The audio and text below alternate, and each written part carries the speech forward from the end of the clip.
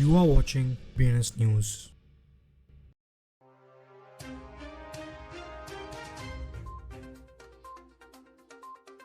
आज के headlines. Polygon tradfi focus Ethereum layer 2 को पावर देने के लिए सेट है। South Korea crypto based ETF पर बैन मेंटेन करता है US spot bitcoins ETF approval के बावजूद। आरबीआई गवर्नर क्रिप्टो के प्रति क्रिटिकल रहे हैं कि हर दुनिया क्रिप्टो मानिया तुलिप मानिया की तरह नहीं ले सकती। वाइटलिक ब्यूटरिन इथेरियम नेटवर्क में मॉडेस्ट गैस लिमिट इंक्रीज करने के लिए एडवोकेट करते हैं। डिसेंट्रलाइज्ड प्लेटफॉर्म्स ईव ने कम्युनिटी वोट से PYUSD स्टेबल कॉइन्स ऑनबोर्ड करने का विन किया। इलॉन मस्क की एक्स ने NFT प्रोफाइल पिक्चर्स को अबेंडन किया, इथेरियम इंटीग्रेशंस को साइडलाइन किया। बिटवाइज और वैनिक ने बिटकॉइन ETF प्रॉफिट्स से डोनेशंस अनाउंस किए।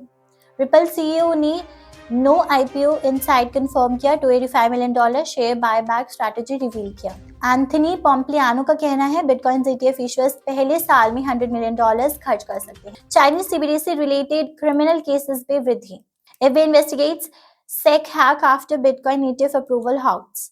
BlackRock Spot Bitcoin ETF देख रहा है promising pre-marketing trading activity. Polygon labs ने लिब्रेचेन अनवील किया है, एक प्रोटोकॉल जो पॉलीगन CDK द्वारा पावर्ड है और इंस्टीट्यूशनल ब्लॉकचेन अडॉप्शंस के बिगेस्ट नेम्स द्वारा बैक्ड है। लिब्रेचेन ग्लोबल ऑल्टरनेटिव इन्वेस्टमेंट फंड्स तक अनपैरेलल्ड एक्सेस इंश्योर करेगा और एसेट मैनेजर्स के लिए ब्रॉडर डिस्ट्रीब्यूशन कैपेबिलिटीज ऑफर करेगा।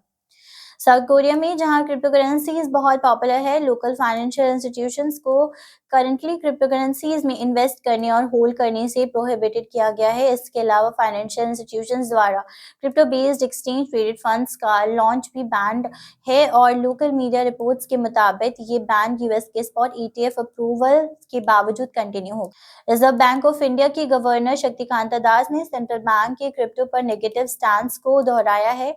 उन्होंने कहा कि RBI का पोजीशन क्रिप्टो करेंसी पर अनचेंज है, पहले रिपोर्ट की गई थी। गवर्नर दास ने कहा था कि सेंट्रल बैंक को क्रिप्टो इंडस्ट्री को रेगुलेट करने में कोई अपसाइड नहीं दिखाई देता। इथेरियम के को-फाउंडर्स वाइटलिक ब्यूटरिन के इथेरियम नेटवर्क की पोटेंशियल थ्रूपुट्स को एनहांस करने के लिए गैस लिमिट में एक मॉडेस्ट इंक्रीज रिकमेंड किया है। इथेरियम फाउंडेशन के रिसर्च टीम द्वारा ऑर्गेनाइज्ड एक रेडिट आस्क मी एनीथिंग में ब्यूटरिन ने एम्फसाइज किया कि गैस लिमिट को लगभग 3 साल से नहीं बढ़ाया गया है, जो प्रोटोकॉल के इतिहास में बिना इंक्रीज के सबसे लंबा ड्यूरेशन मार्क करता है। एव एक डिसेंट्रलाइज्ड प्लेटफॉर्म जो यूजर्स को क्रिप्टो बोरो लेंड करने की सुविधा देता है। पेपाल के PYUSD स्टेबल कॉइन्स के अपने इथेरियम पूल में ऐड करने पर विचार कर सकता है। प्लेटफॉर्म ने दिसंबर में PYUSD स्टेबल को इंटीग्रेट करने के प्लान्स प्रपोज किए थे। कम्युनिटी वोट के लिए सीख रहे थे।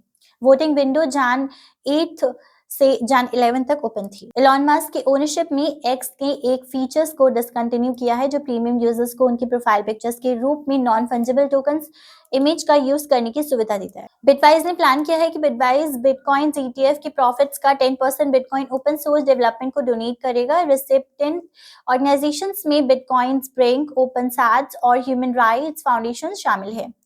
वैंकेट ने बिटकॉइंस को डेवलपर्स को सपोर्ट करने के लिए नेशन $10,000 डोनेशंस और बिटकॉइंस ETF प्रॉफिट्स का 5% प्लेज किया।